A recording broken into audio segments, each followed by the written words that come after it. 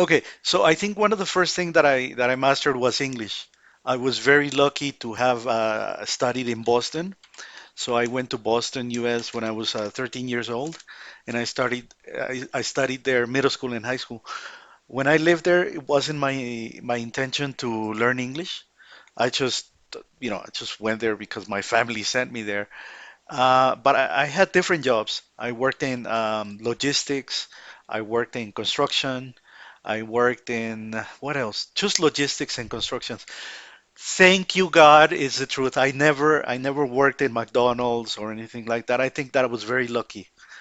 My jobs started like yeah, they were like a little, except for construction. Construction was hard, but the money was good. And I'm so happy that I worked in construction because I can do things around my house. So if I wanna like use a drill or use a power tool, I feel happy and I can use power tools. So anyway, after living in Boston, I came to Mexico City in 2002, but it was very difficult to adapt because I was there for 10 years when I was little. So when I came to Mexico City, it was very difficult to adapt. So I lived in Los Cabos, and in Los Cabos, I became a salesman. I read a book, The Greatest Salesman in the World, and this was the book that I used. Well, I read this book and I started selling, like vacation and things like that when I was like 21, 22 years old. And this was in Los Cabos. So I lived in Los Cabos for like a year or two.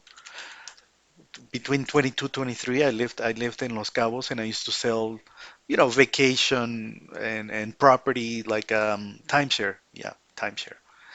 Uh, Tourism. Yeah, I was in tourism. And then I came back to Mexico City and around 2000 and that was 2004, let's say 2003. I was looking for a job in Mexico City, and the only job that I could find was as an English teacher. So my first experience was in a language school, and then from there, actually, from 2003 until wow, until 2010, I wasn't really a teacher. I was not a teacher, no. I was like working part-time. Like for example, I had a job renting cars, no? For example, car rental from 7 a.m. to 3 p.m., for example. And teaching English for me was part-time. Was like one class from 5 to 6, 1 hour.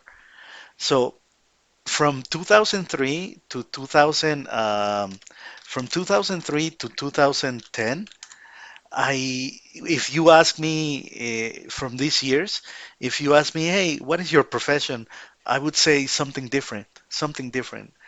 And then everything changed yes, everything changed around 2010 because in 2010 I made the decision, okay, I want to do this. This is what I want to do. What is your profession? I am an English teacher. I'm gonna take this seriously. It's not part-time. It's not like a class here. It's not like a class there. And I made that decision because I started working in some schools. I worked with children. I've worked with for teachers with the SEP. So I'm 41 years old.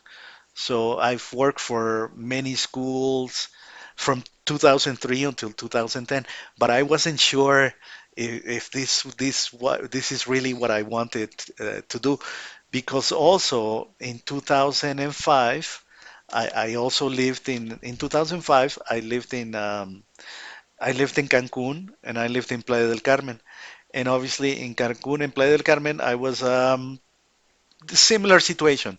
I was doing tourism, like renting cars or selling stuff, but I would have like one or two classes in a language center in Berlitz of English.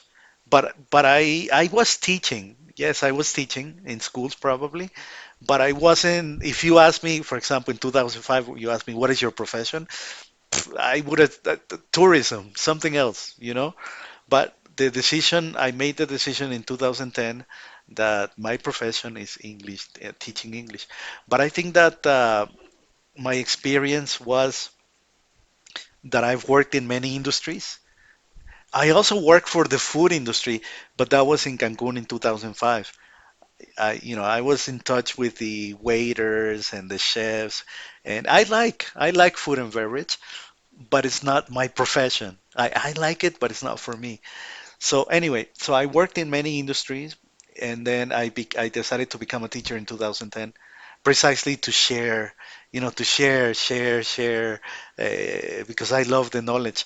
So one of the first things I mastered for my career was the language, was English, learning English in the U.S. And the second thing that I mastered was some strategies that I learned from 2005 through 2010, strategies that I learned about, like the best. I mean, it's a it's a lot of books and documentation, but the best, I think, well, the best thing is experience. But I also learned a lot from a company called Pearson Education. I think they're the best. I think I know that there are different systems. These schools are expensive, but I think that they are like the monopoly. They're like the monster. They're like the most knowledgeable. So Pearson Education, I learned a lot from Pearson Education systems. Like for example, the dictation that we did today was from Pearson actually. So that's incredible. Uh, so I think Pearson is similar to me. Maybe they have a lot of years they have a lot of years, a lot of experience, and they create books. No, they create books. They have a system. They have a system that they're a publishing house too. So, for example, they have books. So I can say that my background is for English. Is my experience is Pearson Education is uh, the system, the Pearson system is what I mastered. So first, master the language. Also, another big part of my formation was Berlitz. Berlitz is very difficult to explain. It was more like an international experience. Because when I was in Playa del Carmen working for Berlitz, I went to the offices and I say, hey, can you please teach me French? And yes, they say, yeah, you work for Berlitz, you get a free French course.